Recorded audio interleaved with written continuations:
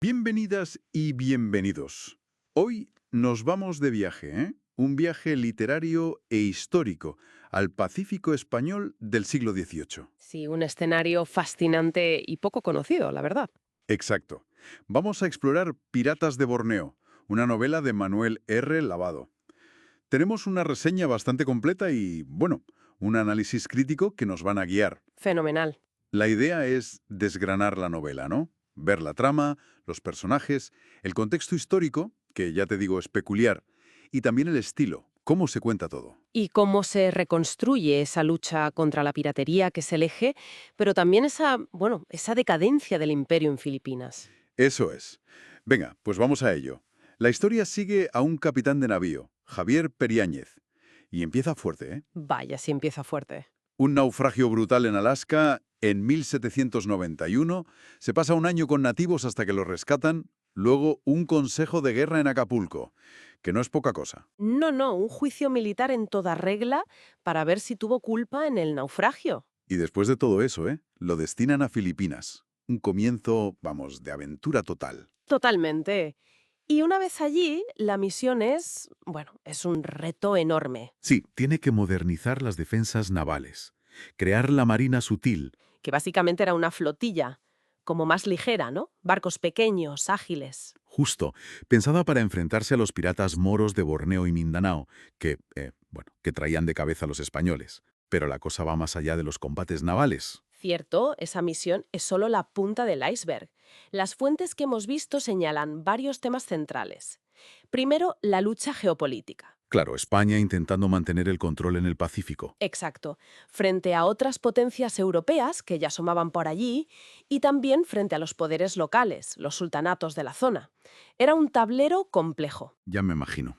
Y luego, quizá lo más impactante que resalta el análisis es la corrupción interna del propio imperio español. Ah, eso es interesante. No solo la amenaza exterior. No, no.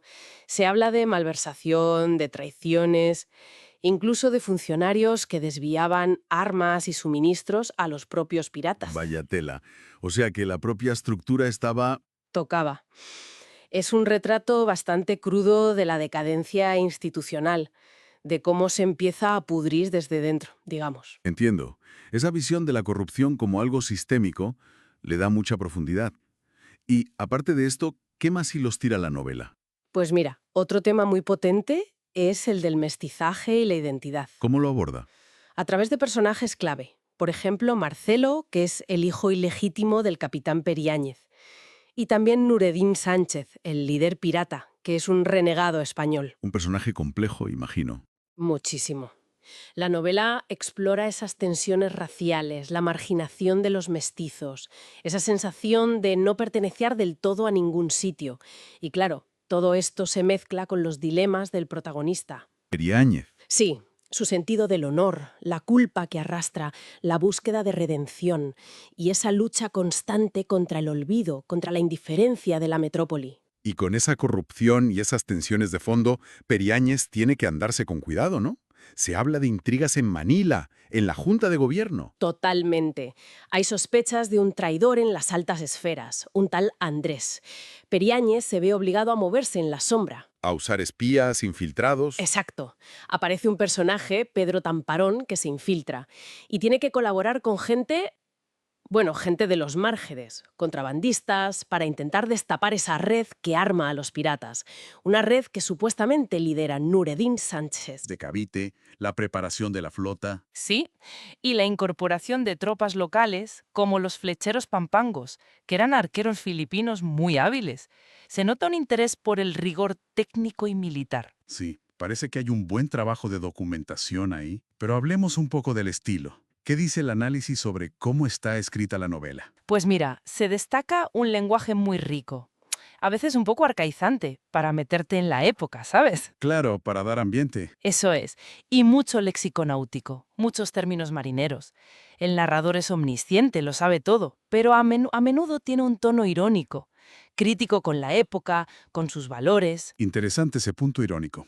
Sí, le da un toque especial. Y otra cosa que se menciona es el uso de documentos falsos dentro de la historia, cartas, diarios. Ah, como si fueran reales. Claro, eso le da polifonía, o sea, escuchas distintas voces, distintas perspectivas, aporta verosimilitud, profundidad, y también se habla de cómo mezcla registros, a veces muy formal, casi burocrático, y otras más coloquial. Una mezcla curiosa. Sí, invita a leer de forma más activa, a pensar. Aunque, bueno, también se dice que tanta descripción, aunque te sumerge, a veces puede frenar un poco el ritmo. Normal. Encontrar ese equilibrio es difícil. Vale, entonces, resumiendo un poco. Piratas de Borneo. Usa la aventura histórica para pintar un cuadro muy documentado pero nada idealizado, ¿no? Exacto.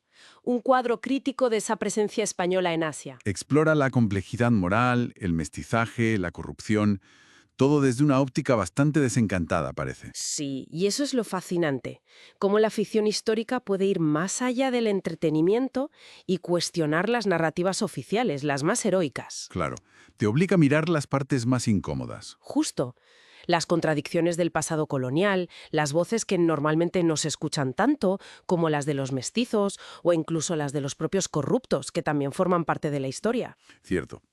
Y esto nos deja pensando. ¿Hasta qué punto reconstruir esos mundos perdidos, con sus luces y sobre todo con sus sombras tan marcadas, esa corrupción, esas tensiones, nos ayuda hoy? Claro, a entender mejor no solo el pasado, sino dinámicas de poder, de lealtad, de traición. Claro, que quizás resuenan todavía. Es algo para darle una vuelta. Bueno, pues hasta aquí nuestra exploración de hoy. Un placer como siempre. Hasta la próxima.